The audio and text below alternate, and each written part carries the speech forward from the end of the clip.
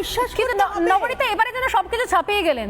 এত নেতা মন্ত্রী অ্যারেস্ট হয়েছেন, এত রকমের দুর্নীতির তালিকা বলতে গেলে শেষ হয়ে যাবে, আমার হাতে তো সময় নেই। কিন্তু প্রতীক জৈন সরাসরি বাড়িতে চলে গেলেন, অন্য কোনো অ্যাসিস্ট্যান্ট ছিল না, সেক্রেটারি ছিল না, কোনো মন্ত্রী ছিলেন না, তার ছায়ার সঙ্গে বিভিন্ন আমি চন্দ্রিমা ভট্টাচার্যকে দেখি, ববি হাকিমকে দেখি, তারা কেউ গেলেন না, কেউ ফাইল নিতে গেলেন না।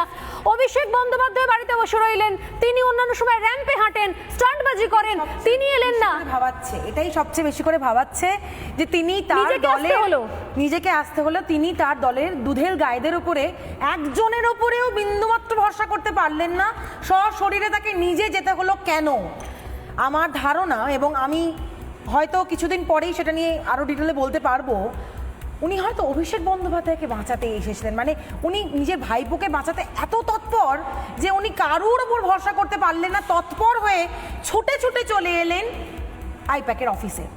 এবং এসে উনি যেটা সবার আগে যেটা করলেন, স্ন্যাচ করে নিয়ে চলে গেলেন কাগজগুলো, যেটা দেখে আমার দুটো ঘটনার কথা খুব করে মনে পড়ছে। এক, তাপসী মালিকের বডি স্ন্যাচ করে নিয়ে পোস্টমর্টম করানো পুলিশের মর্গে। দুই, আরজি করে অভয়ার বডি স্ন্যাচ করে নিয়ে যাওয়া। যে দুটোর মধ্যে এমন অনেক তথ্য লুকিয়ে ছিল যেটা বাইরে এলে তৃণমূল কংগ্রেস হয়তো পাল্টি খেয়ে যেত। আজকেও বোধহয় এই ফাইলের মধ্যে এমন অনেক গোপন তথ্য লুকিয়ে রয়েছে যা বাইরে এলে মমতা বন্দ্যোপাধ্যায় তথা তার দলকে পুরো উল্টো পাল্টি খেয়ে যেতে হবে।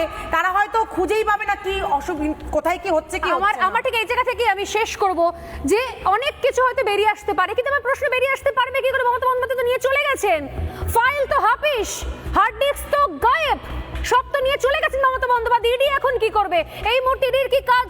এই যে খবর আমি আগে দিয়েছি, ইডি এই মুহূর্তে মমতা বন্দ্যোপাধ্যায়ের বিরুদ্ধে এফআইআর করতে চলেছে। মমতা বন্দ্যোপাধ্যায়ের বিরুদ্ধে রীতিমতো হাইকোর্টের হস্তক্ষেপ চেয়েছে, হাইকোর্টের হস্তক্ষেপ চেয়ে আর্জি করেছে ইডি।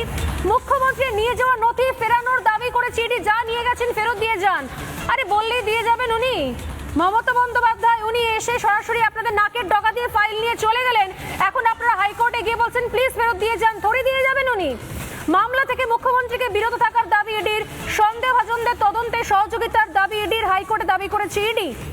অতএব আমি জানি না যে এই দাবিগুলো করলেও বা এফআইআর করলেও মমতা বন্দ্যোপাধ্যায় আদৌ ফেরত দেবেন কিনা, কিন্তু আমার যেটা প্রশ্ন সেটা হচ্ছে যদি এই কেসে প্রতীক জৈন অ্যারেস্ট হয়ে যান, যদি তিনি নিজে কিছু কনফেস করেন, তাহলে বাঁচাতে পারবেন মমতা বন্দ্যোপাধ্যায়? তিনি নিজে বা তার ঘনিষ্ঠ কাউকে যাকে বাঁচাতে চাইছেন তাকে বাঁচাতে পারবেন মমতা বন্দ্যোপাধ্যায়?